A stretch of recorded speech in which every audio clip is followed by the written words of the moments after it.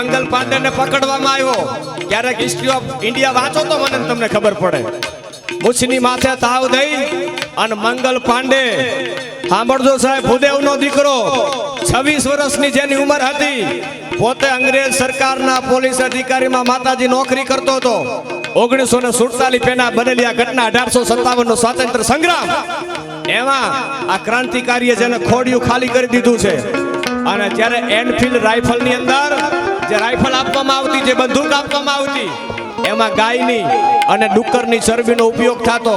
અને તેથી મંગલ પાંડે અંગ્રેજના ઓફિસરને કીધું હતું કે ગાય તો અમારી મૈયા છે, ગાય અમારી માતા છે, અને ગાયનું માંસ આ ગોળીઓની અંદર તમે જે રાઇફલની કારતૂસોમાં વાપરો છો, આજથી આ ગાય અને ડુક્કરની ચરબીની કારતૂસવાળી બંદૂકનો ઉપયોગ હું નહીં કરું.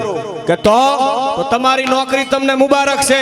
આમ કરીને આમ રાઇફલને હામી આપી અને તેથી કીધું તું અંગ્રેજના અધિકારીએ તો કે હુકમ કરો અને મંગલ પાંડેને પકડી લો. અને તેથી મંગલ પાંડે પોતાની રાઇફલ નહીં અને યુદ્ધના મેદાનમાં મૂછની માથે તાવ દઈ, માથે તિલક કરી અને 26 વર્ષનો બ્રાહ્મણનો દીકરો ઉભો રહી ગયો હતો. અને તેથી મંગલ પાંડે બોલ્યો છે કે સામે આવે અને એને જો મોરો નો આપું તો મંગલ પાંડે નહીં સાહેબ. એના માટે લખાયેલા ગીતો છે. કાર્તિક, આ તો આપણા બાપનો ખોડો છે યાર. અને આજ જો આ મેળાની અંદર તું જમાવટ ન કરે ને જે આવે બધા જમાવટ ન કરે ને તો એમ થાય કે આવતા વર્ષ સુધી આ ક્યાં સુધી આ બધું સહન થાય. એટલે આ જમાવટ એવી કરવાની છે, આખા વર્ષનું અહીંયા ચાર્જિંગ અમારું થાય છે. એટલે મોરી વગાડ વગાડ વગાડ, આજ આપણો બાપનો ખોડો છે, ઘણા બાપુનો. આ ઉસ્તાદ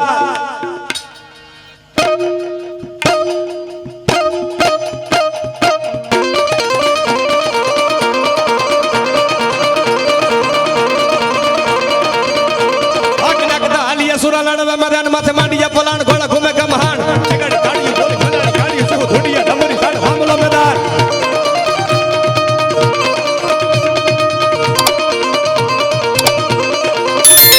અન ગધના ડાબલા ઘોડા આવડી હુકવા લાગી હાથીડા હુકલે એટલે ગગન ગુજાર આય હાકોટા પાકોટા દત હાલ તારા ભરવા ઠંડી લાગી દીધી લે.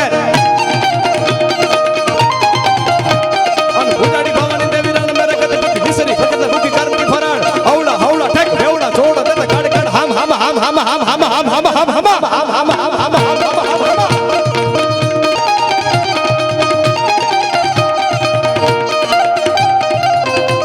અને કાર્તિક, આ આપણું પાછળનું પરગણું, ઝાલાવાડનું પરગણું. અહીંયા ઘોડાના પ્રેમીઓ બહુ રહે. ઝાલાવાડનો યુવાન હોય ને ઘોડી બહુ પ્રિય હોય, પછી ગમે તે વર્ણ હોય. એટલા માટે આ ગીતમાં ડાબલા માનતા ધરા ધમકે સાબતી ધણી જમકી સાજી હિકોટે રબરા છે ઘોડ ત્યાં તો ચમકે બાહ છે જાડી વીજ રીલે લલ જડી ભમ મારા ભારે ઠાળા ગતિવાળા મોર બામસી હાકડા વાળા ટાકકાનો સોરી વંદા કુરંગી આખડી વાળા મૂળના કરોડા આયા ભાલા વાળા જટા કે ધોરણા ઉલંગી ભજા જટાડા જગત નહીં પટાડા કી જોડ. અને બાપુ આ મેળામાં આવીએ ને, મેળામાં એટલે પછી જે બધા ટાઈમ આપીને આવ્યા હોય કે એકચ્યુઅલી અમે લગભગ 12 વાગે ઘરે પહોંચી જશું, એ બધાય નીકળી ગયા છે. બાકી ઘરેથી નીકળ્યા હોય અને એટલું કીધું હોય કે આજ રાણો રાણાની રીતે છે તરણેતરના મેળામાં. હો બાપ, એ બધા મોજ હજી કરે છે. હા, પછી એકચ્યુઅલી મારે હવે ઘરે જવું પડશે, ફલાણા રાહ જોવે, ઢુકણા રાહ, એમ નહીં. આ મેળો છે યાર.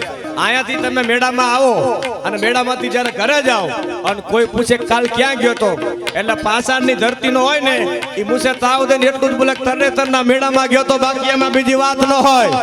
હા, અને અહીંયા મરદના ફાડિયા હોય એ જ અહીંયા સુધી આવી શકે. હા, અહીંયા સુધી આવું એમનેમ નથી બનતું યાર. એ તો મહાદેવની કૃપા હોય. અને જેના કાળજા કઈક વજનના હાવજ જેવા હોય ને એ આટલી મેદનીમાં મોજ કરતા હોય. અને મારા બાપ મોજ કરી લો, મોજ. હા, આવી મેળામાં મોજ મને તમને દુનિયામાં ક્યાંય ન મળે. એટલા માટે છેલ્લે ઉસ્તાદ